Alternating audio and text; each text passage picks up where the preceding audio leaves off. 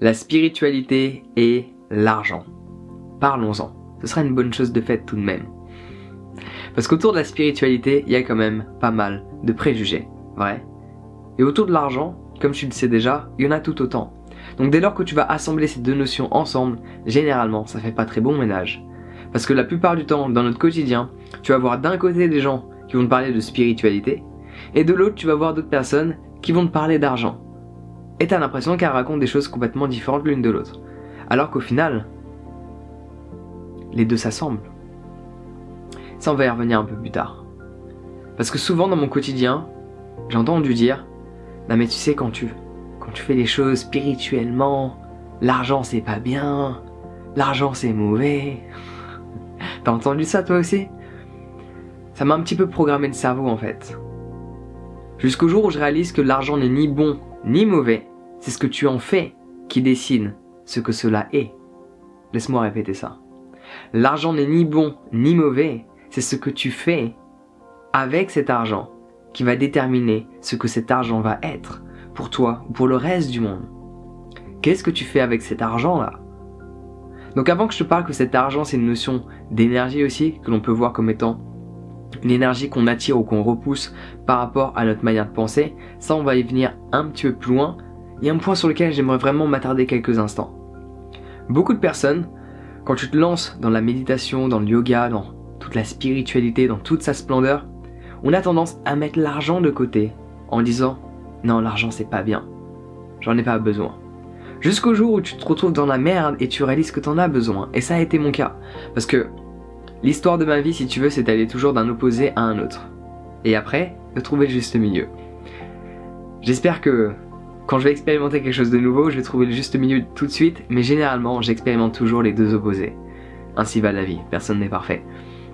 Par rapport à l'argent, si tu veux, par rapport à mon parcours de vie, j'étais vraiment très axé sur le matériel pendant de longues années. Ok. Je voulais acheter tout ce qui avait une marque, etc. Je pense que tu peux te reconnaître là-dedans. Puis j'ai commencé à voyager. Et là, j'ai boycotté l'argent parce que j'étais à fond dans la spiritualité. J'étais à fond dans la méditation tous les jours, plusieurs fois par jour. Je parlais spiritualité tout le temps, à longueur de journée. Bon, en soi, il n'y a pas grand-chose qui a changé. Mais à l'époque où j'étais dans cette phase de découverte, j'ai boycotté l'argent. Je ne voulais pas me faire de l'argent et je voulais vivre avec le moins possible. Et ben c'est ce que j'ai fait. Mais sans pour autant complètement le vouloir. Parce que quand tu arrives à un moment donné où tu dois faire de la musique dans la rue, pour pouvoir te nourrir, que cela n'est plus juste fun de faire de la musique dans la rue, c'est une obligation parce que sinon t'as rien dans la bouche le soir, c'est plus très fun. Et là ça m'a fait réaliser quelque chose. Là il y a eu un déclic dans ma tête. Pourquoi je boycotte quelque chose qui ne m'a pas fait de mal, qui peut me faire du mal, mais qui peut me faire du bien aussi? Parce que l'argent, c'est ce que tu en fais qui détermine ce que c'est. Et je le répète, et je pense que je vais le répéter à nouveau. L'argent n'est ni bon ni mauvais. C'est ce que tu en fais qui va déterminer ce que cet argent va être. Donc après j'ai compris que c'était ni bon ni mauvais. Et j'ai commencé à réaliser que j'aimais l'argent. Mais pas uniquement par rapport à moi, mais par rapport à ce que je pouvais en faire. Et pas uniquement par rapport à ma propre personne. Quand je dis en faire, certes, par rapport à mes propres plaisirs, mes propres besoins, mais surtout comment je pouvais changer le monde, comment je pouvais utiliser cet argent pour effectuer certaines choses. Je te donne un exemple. Connais-tu Jeff Bezos, le fondateur d'Amazon? C'est le mec le plus riche qui n'a jamais existé dans l'histoire de l'humanité. Et je pense qu'il y a, du moins pendant les centaines et les centaines de prochaines années, personne ne va le détrôner. Donc sa fortune personnelle en 2017, en un an, est estimée à plus de 100 milliards de dollars. Je te laisse faire le calcul à la journée. Non, je te laisse faire le calcul à l'heure et tu vois tu gagnes combien à l'année. Okay. C'est un peu inquiétant. Avec cet argent-là, si tu l'utilises pour les autres, pour faire changer les choses, pour faire en sorte qu'on vive tous dans un monde qui est plus agréable pour chacun d'entre nous, l'argent c'est génial. Mais certes, avec l'argent, tu peux créer une guerre. Avec 100 milliards, tu peux créer une guerre. Mais tu peux aussi l'arrêter. Tu peux aussi faire en sorte que certaines personnes aient à manger. Tu peux faire en sorte que certaines personnes sont suivies mentalement ou physiquement par rapport à ce qu'elles expérimentent. Si j'avais 100 milliards, j'achèterais tous les abattoirs de France. Toutes les sociétés qui font de la cruauté, ok? Mais je ne dispose pas de ces fonds là pour l'instant, donc je fais à mon échelle, et c'est là où je vais en venir par la suite. C'est que pour beaucoup de personnes qui après sont dans cette optique, ouais c'est vrai, l'argent, ok je comprends, c'est ni bon ni mauvais, c'est ce que tu en fais. Mais là, à l'heure actuelle, j'ai pas assez pour donner. Si tu penses ne pas avoir assez pour donner maintenant, si tu gagnes plus tard, tu ne donneras toujours pas. Laisse-moi répéter ça. Si tu penses ne pas avoir assez aujourd'hui pour donner, tu n'auras jamais assez plus tard pour donner. Le nombre de personnes que je rencontre qui me disent « Non mais, en fait j'ai travaillé pour différentes ONG. Je donne à différentes ONG. D'ailleurs si tu as envie de savoir lesquelles, faut suivre mes stories Instagram. Il y en a 2 que tu peux découvrir facilement parce que j'ai le t-shirt. Sea Shepherd, parce qu'ils t'envoient le t-shirt quand t'es donateur. Médecins sans frontières parce que j'ai travaillé avec eux, donc j'ai le t-shirt encore. Je l'ai gardé, alors que je devais le rendre. Mais c'était un... Mais Médecins sans frontières, MSF, ils sont dans mon cœur. Et Greenpeace. Et quand j'ai commencé à donner, j'avais rien. J'avais rien. Je me nourrissais avec ce que je gagnais en faisant de la musique dans la rue. J'ai commencé à donner à une asso, à 2 assos, à 3 assos, parce que j'ai commencé aussi à travailler avec elles par la suite. Et là, j'ai réalisé à quel point que si tu veux faire changer les choses, si tu veux agir, n'attends pas, commence dès maintenant.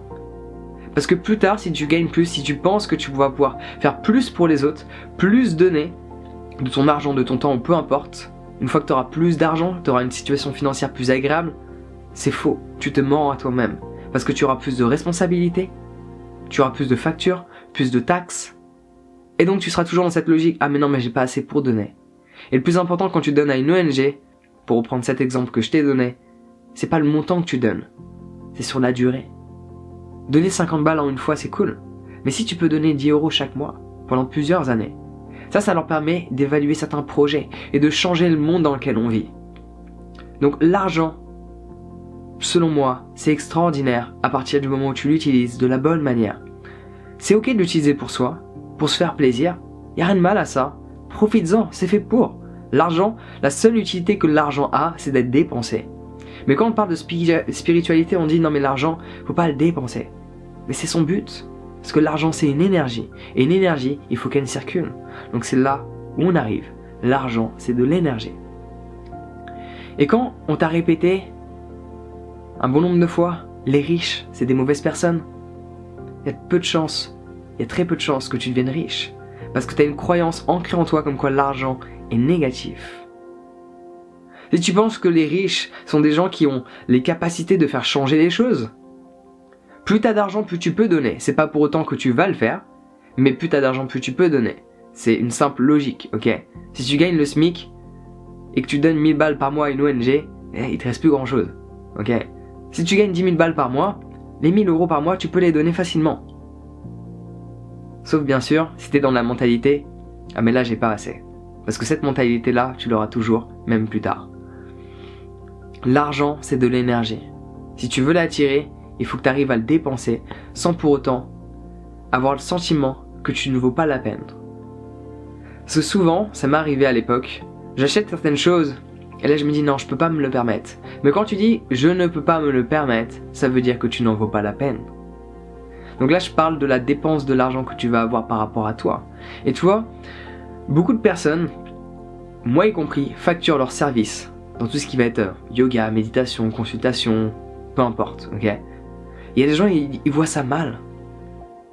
Ils me disent, il faut bien que je me nourrisse, et en plus de ça, cet argent, je l'utilise à bon escient. J'ai travaillé avec plein d'ONG, j'ai fait du bénévolat dans différentes ONG, différentes fondations, ok? La Croix-Rouge, MSF, Fight the Hollows Foundation, différentes associations où tu peux y mettre du tien quand tu as les fonds nécessaires qui te permettent de dire ok, je n'ai pas d'entrée d'argent, je vais puiser dans mes économies, mais pendant ce temps-là, je vais servir. Là, l'argent est utile. Quand tu as des économies mises de côté, tu peux dire ok, je vais en voyage humanitaire. Quand tu as des économies de côté, tu peux dire ok, je vais utiliser mon temps pour aider les autres. Et tu vois, pour faire ça, il ne faut pas énormément d'économies. Si tu peux pas le faire avec les économies que tu as là, tu pourras sûrement pas le faire avec les économies que tu auras plus tard.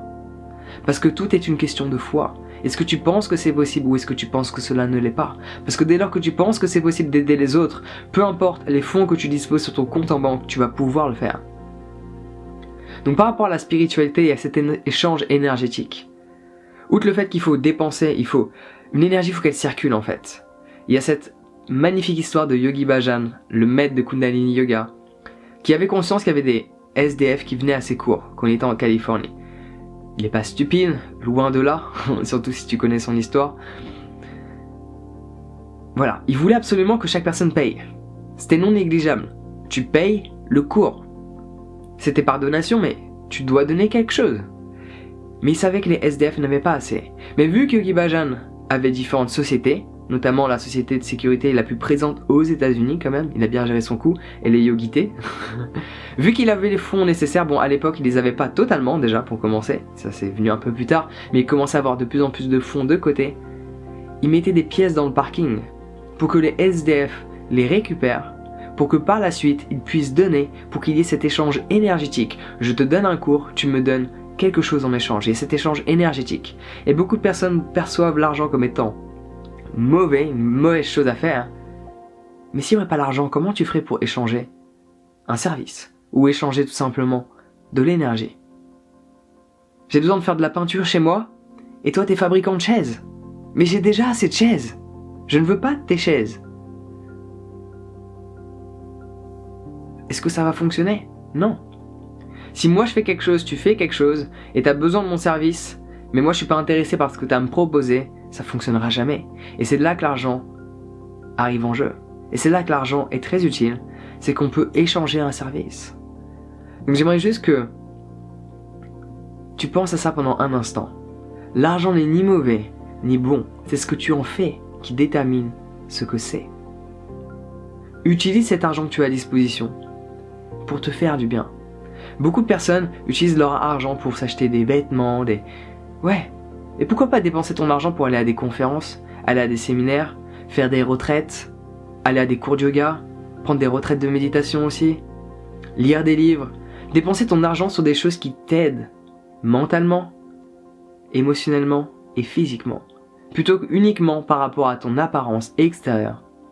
Parce que je peux t'assurer d'une chose, et ça je l'ai vu arriver dans mon quotidien, plus j'ai commencé à dépenser pour me sentir bien, que ce soit dans la nourriture, dans différents cours, dans différents livres, dans différentes expériences, plus l'énergie que je dégage est élevée, et plus j'attire ce que je souhaite dans ma réalité.